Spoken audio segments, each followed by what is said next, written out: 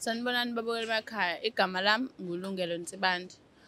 Ngikhulele Ohlange endaweni yaseNanda actually. Ngafunda e-high school eHayton Secondary eMaritzburg. Ngizoxoxa indaba yami yamabuya emendweni.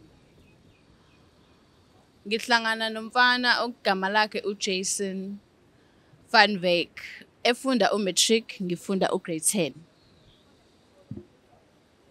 Ngiyabhoda kuyi-boarding school, yena hlala ngaphandle, uyi-daily scholar. Daily scholar, angenzele yonke into nje futhi kahle, nami kube mnandi nje yonke into, kuze kufike isikhathi sokuthi sekumele yena aye evarsity. Mina ngisale ngiqhubeke ngenza umsebenzi wami wey'kole, uniform yonke leyo nto. Kodwa efika ezongibona. Kube mnandi nje yonke into, engivakashela, ngikhipha, going to the beach, nje everything that lovers do. Okay, 3 years later, nami sengiqedile, sengiyasebenza.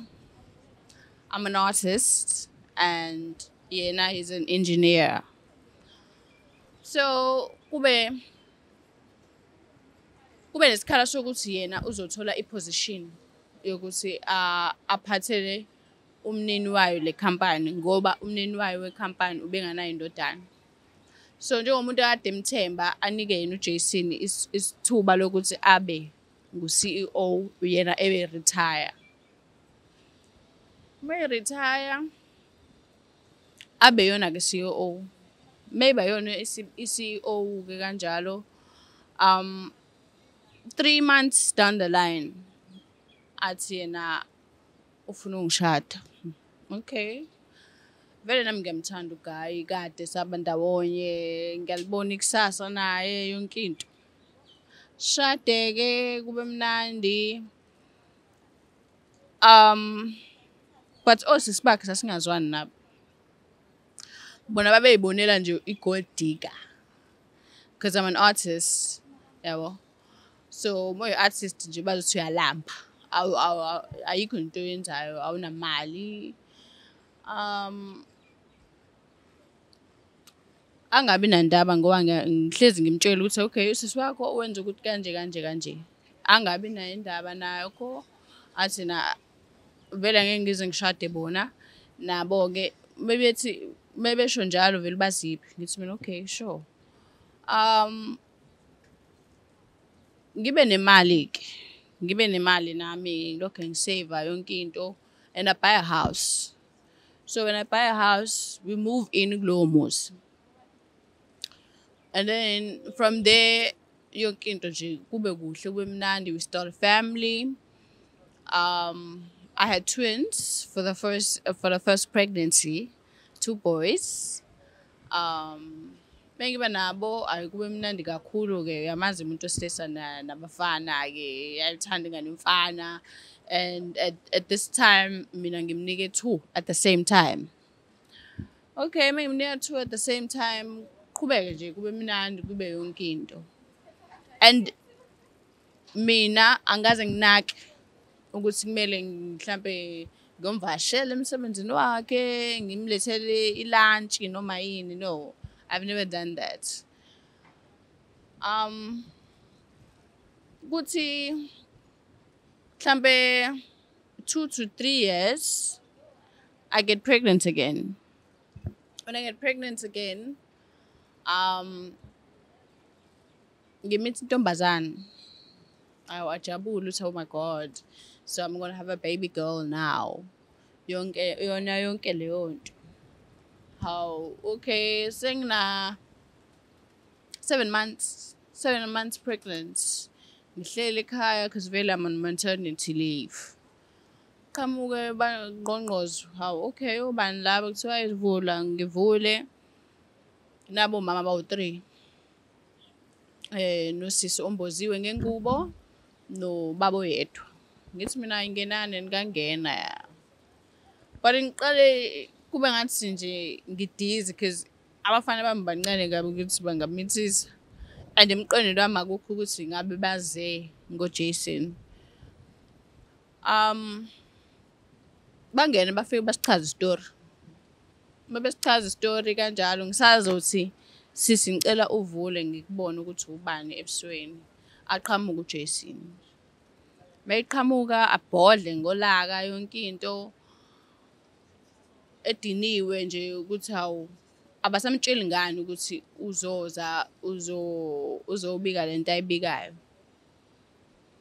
Awu ngithi mina no, kanti wena uyazi ukuthi bazokwenzani labantu lana. Athi nayi bebe ngiyaxolisa, I didn't mean to, she's my PA.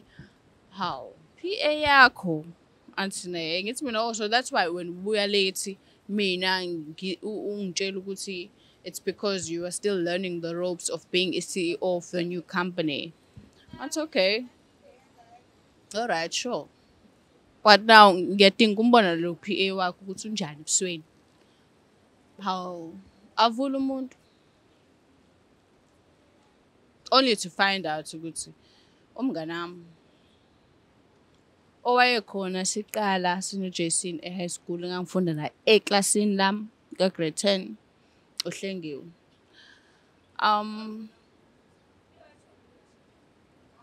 Ibihlungu kakhulu le nto. Yazi kwenza angazi ukuthi ikwenza ube njani. Kodwa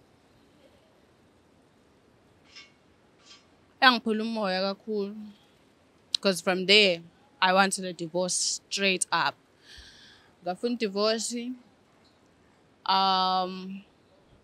Ngathi mengiqeda ukumtshela ukuthi ngifuna 2 weeks after the abuse started. Waqala umuntu wangishaya. Lapho ngisakhulelwa, I'm still 7 months pregnant at that time. Ngisakhulelwa. Angishaya umuntu, ngena ngiyaphuma esibhedlela. 8 months kwaba ukuthi that's premature because ingane iphumile 9 months. So kwamele ukuthi odokotela bangitetise because bayabona manje ukuthi my ribs are broken whilst pregnant and that's not it. That's into wrong ukuthi ngize ngiyenze. So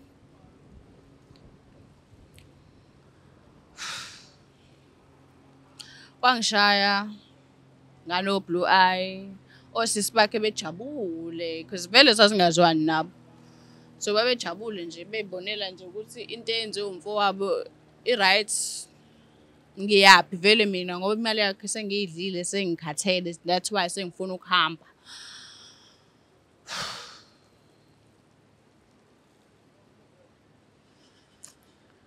Ngaya enkantolo ngaqala ngaya emaphoyiseni.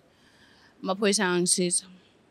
Wathiwa ngenze protection order. Yangangisiza protection order. I went to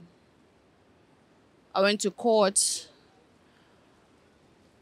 That's where kwaqala wangathi into iyalunga naye wabona ukuthi cha ngempela angisafuni ukuthi ngilokhuzana. Ngibe kuona lo mshado.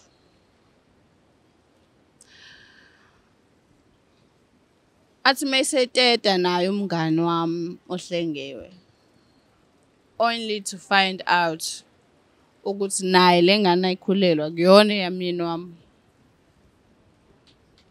Lapho ke nje kwa-escalator kwangempela I was the one to blame because mina wase ngishawela ukuthi umithi ingane ngeyona. Shuthi mina owenze ukuthi yonke lento ebenjena like mina nje yonke into ibiblamewa ngami. I was the one at wrong as if I was the one who cheated from the first go.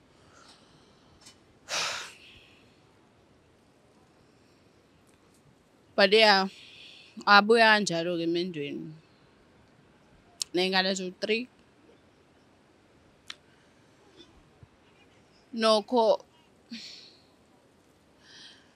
iy'ngane angikaze ngiy'xoxele noma abafana-ke bona they did experience bayibona kancane because they were very young